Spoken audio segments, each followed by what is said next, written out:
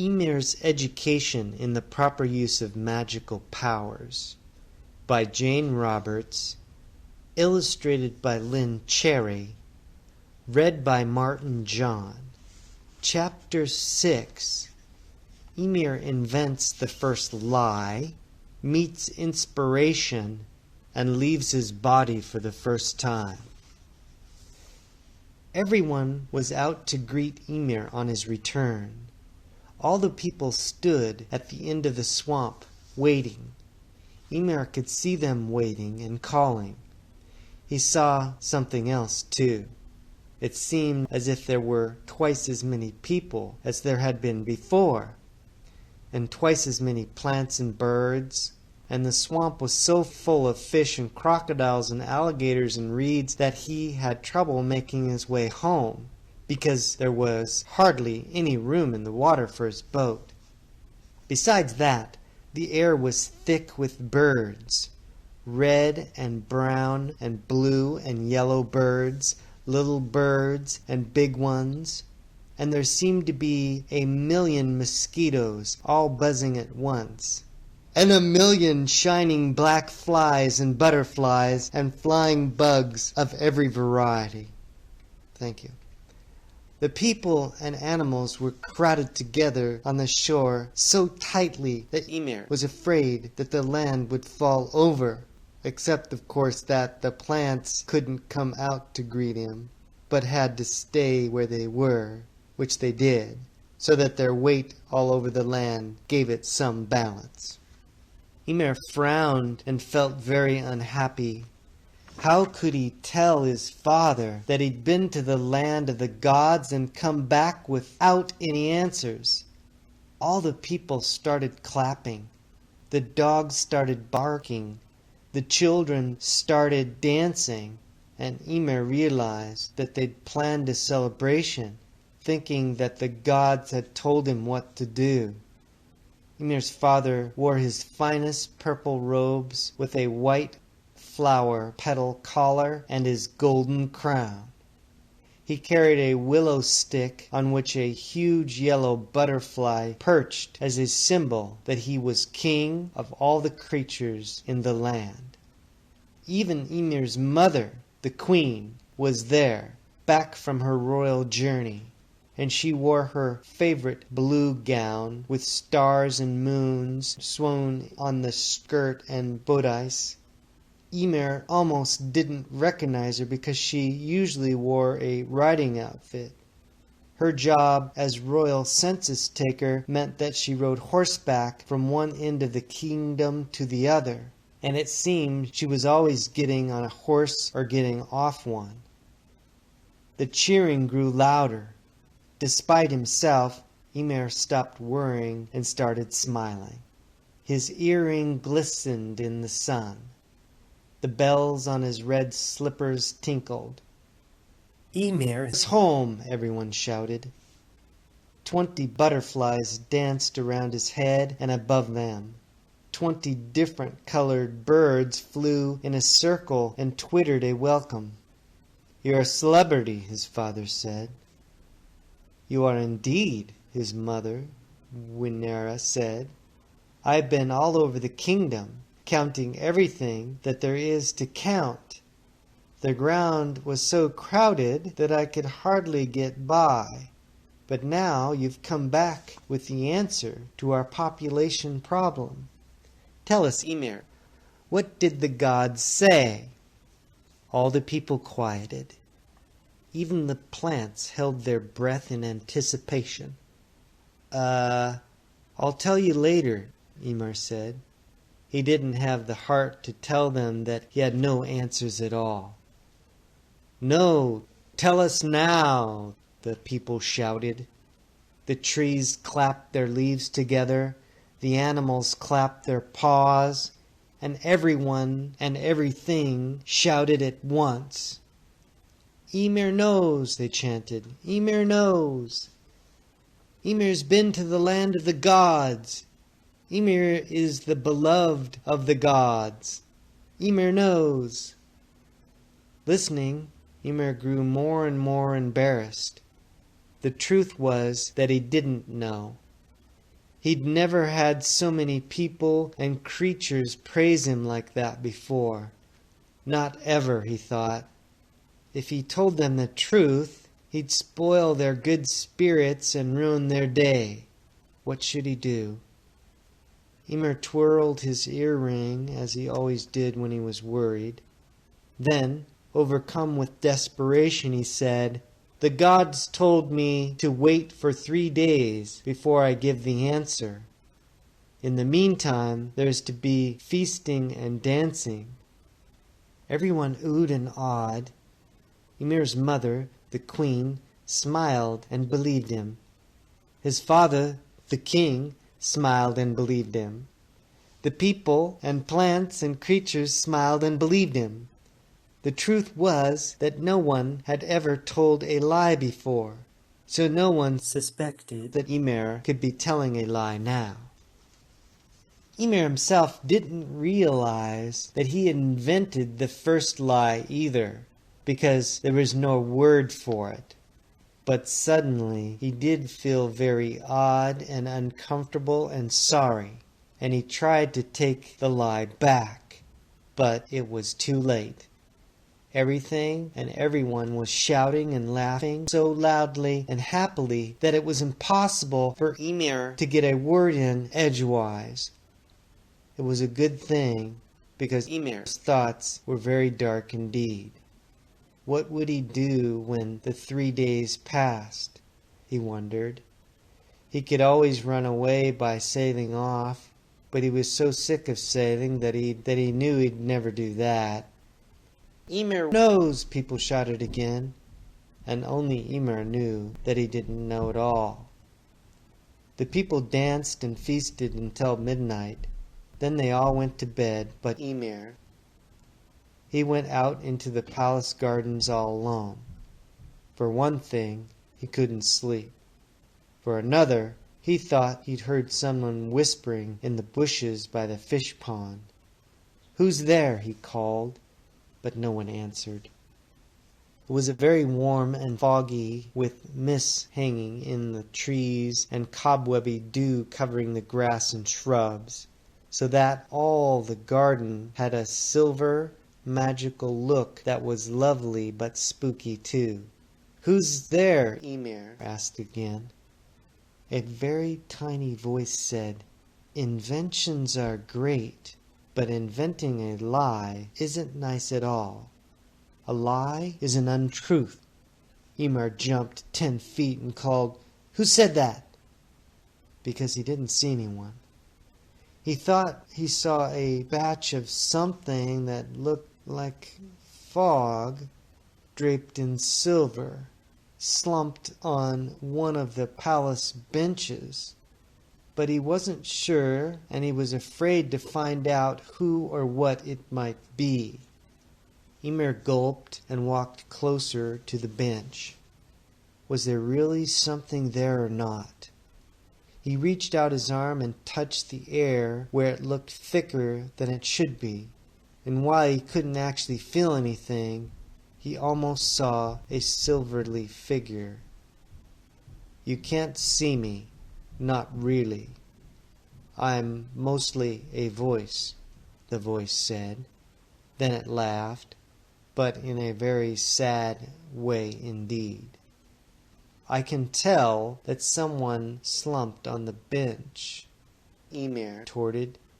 "You sound very sad, though. What's wrong? And how did you know I invented the first lie?" "I know everything about you," the voice said. "Sometimes I wish that I didn't. You invented me, too, in a fashion, but you didn't know it." Emir said, "You mean I invented something and I didn't even know it? When did I do that?" The voice, that almost looked like a figure, seemed to sit dejected on the bench. It said, "When you made up the first lie, you invented me too. I'm a magic voice. I'm the voice on the part of you who knows better."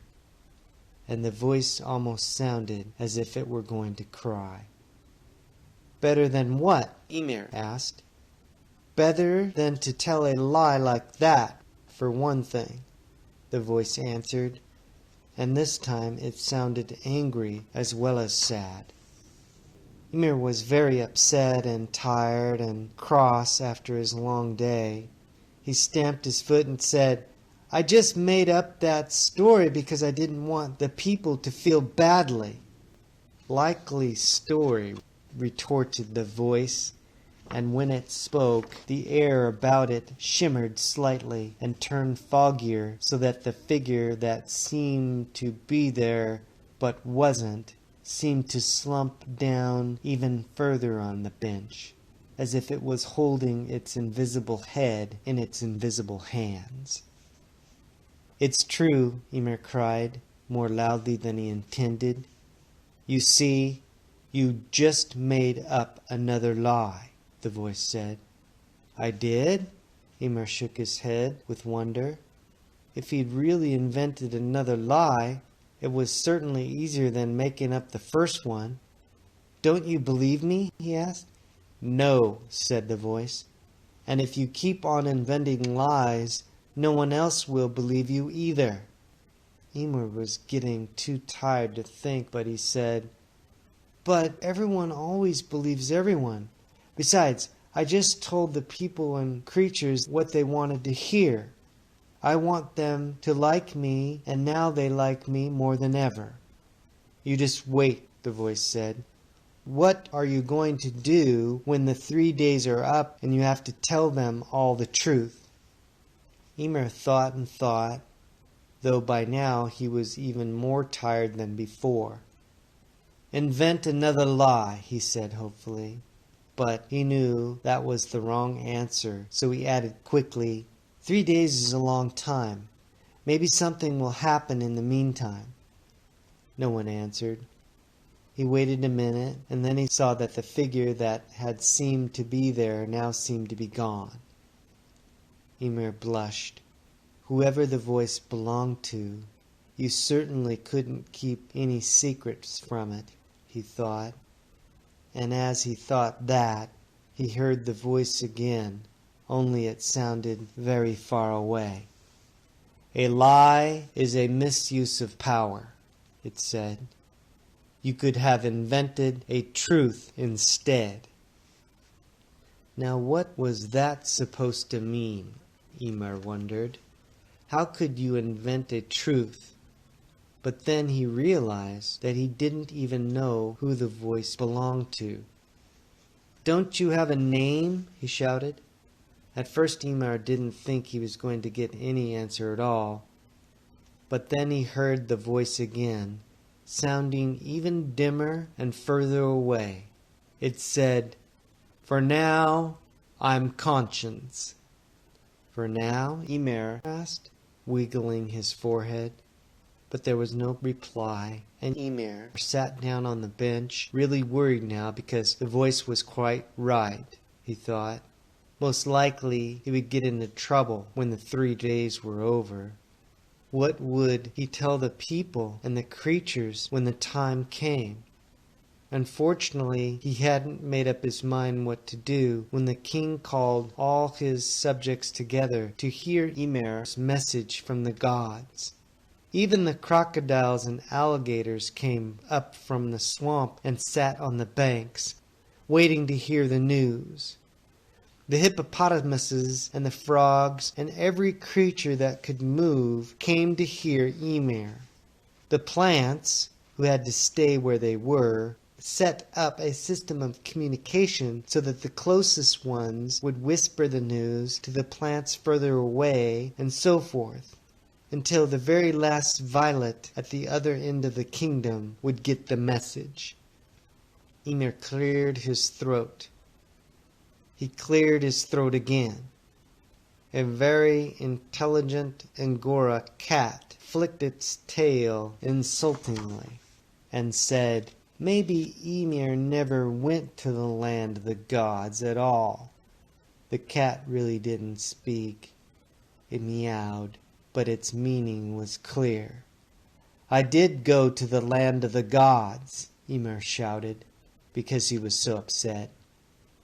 No one had ever doubted his word before, or anyone else's for that matter. "Well, all right then. I think we should have some proof," answered the cat, who was smiling a very superior cat smile. Emir looked around in dismay. No one had ever asked anyone else for proof before either. Several people and plants said out loud that proof was an excellent idea. Emir looked at his parents, the king and the queen. The queen said, "That's reasonable, Emir. Tell us what happened. Take your time, and if you can prove where you were, all the better." For a moment, Emir wished that his mother was in her riding outfit, on a horseback, and far from home. But he stood beside her, and beside his father, and he told the whole story about the million feeler and the wisest frog, everything up to the arrival of the one and many, the God of all life. Everyone was very impressed, except for the superior cat, who licked its chops delicately and purred and said, "I don't suppose that you can prove any of this." Emir yelled angrily, "I don't have to prove anything. If you don't believe me, don't." He felt very virtuous, misused because he was, after all, telling the truth. He was also very confused. If no one knew he'd invented the first lie, and no one did, then why was his word doubted? "There's no proof," the cat murmured. "None at all," said a porcupine. Not to be believed at all was terrible, Emir thought.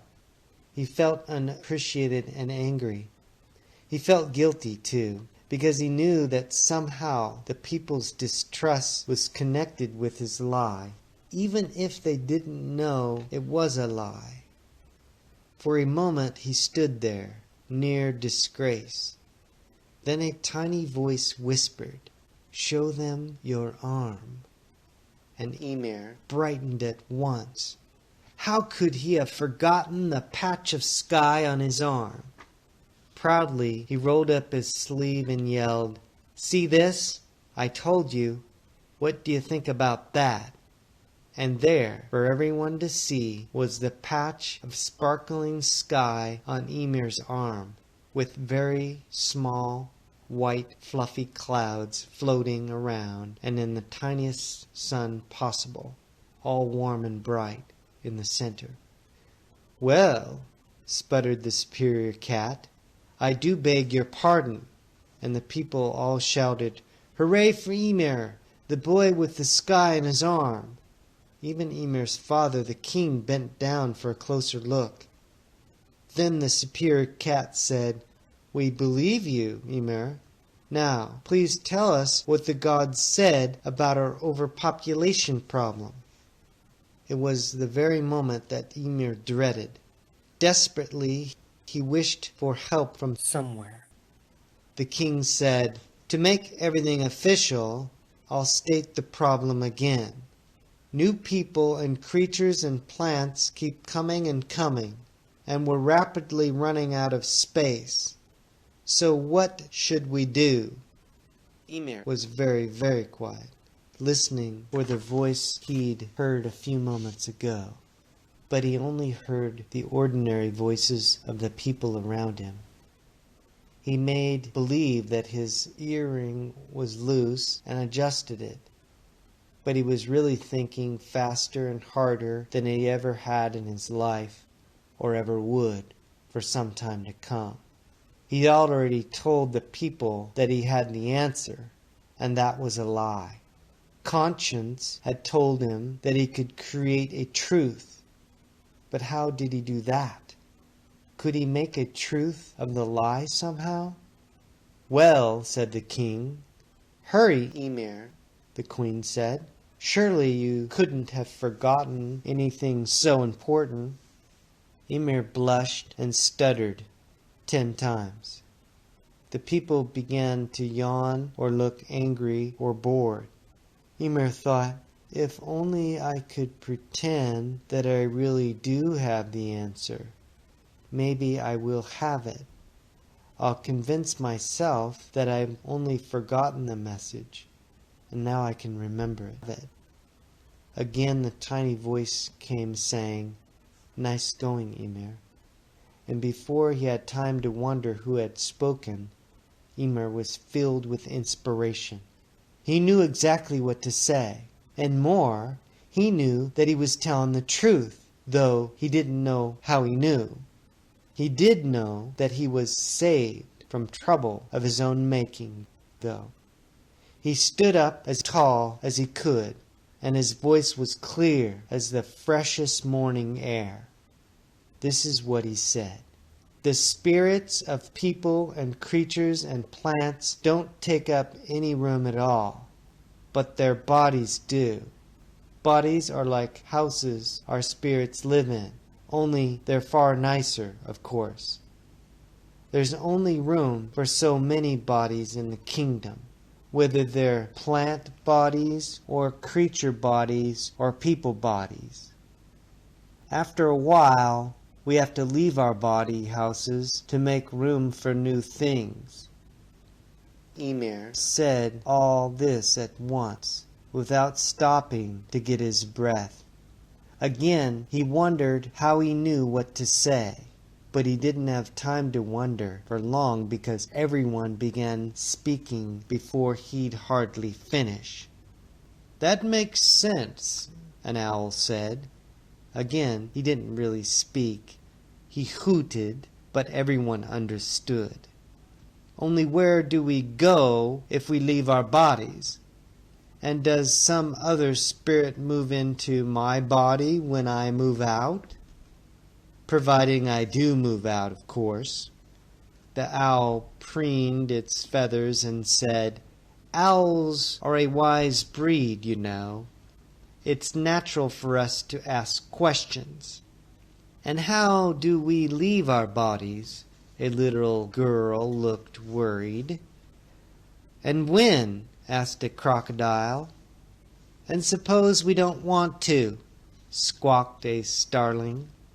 Emir had never heard so many questions. He had no idea how to answer them either. But he said, "One question at a time." No one paid any attention, and everyone was yelling at once. "I don't want anybody moving into my shell," cried a turtle at the edge of the swamp.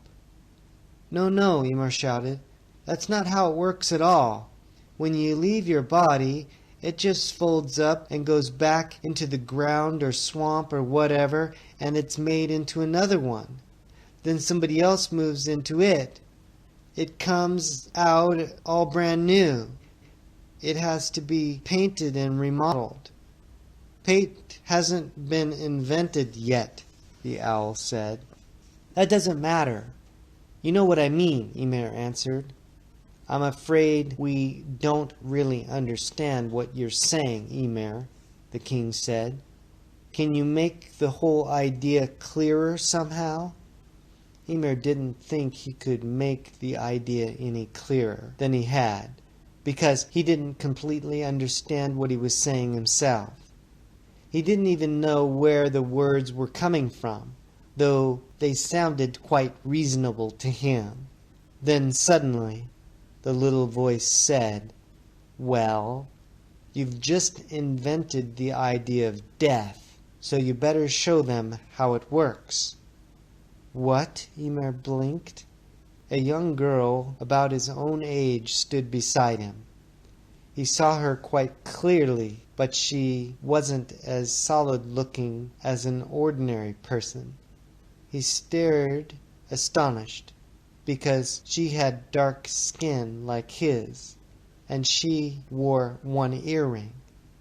But she moved so fast and so constantly that she almost made him dizzy. She seemed to blink on and off, appear and disappear with such rapidity that he couldn't keep track. "I'm inspiration," she said. "I was conscience." but I turned into inspiration when you decided to invent a truth instead of a lie. You invented me when you got so desperate you didn't know what to do. And I helped you invent the idea of death to help you solve your problems. So get on with it and show everyone how it works. Emir must be talking to the gods, a hippopotamus said, and seeing Emir standing there, speaking to someone no one else could see, the people and creatures became very quiet indeed. But I don't know how death works, Emir cried. Of course you do, Inspiration answered, somewhat crossly. And suddenly, surprising himself, Emir did know how it worked. He began speaking again so clearly and beautifully that this time everyone and everything listened in amazement. Was that Emir, they wondered? How did he learn to speak so well? Emir said, This was everyone's lives. This way everyone lives in a body of a kind for a while, and then leaves its body behind so that it can be remade for someone else. That's a very simple explanation, but it will do for now. Then all new life has a chance to live and lots of room. Then we each take turns, so we can come back in new bodies when there's space available. Emir did speak beautifully, and he used words he didn't even know he used, but he still didn't speak beautifully enough. Who's going to try it first? Asked a little brown mouse, peeking out from beneath a bush. And when we leave our bodies, where do we go? Someone else asked. We go where we came from, Emir answered impatiently. He was tired of all the questions, and suddenly inspiration was nowhere in sight. But where is that? Where did we come from? Asked the king.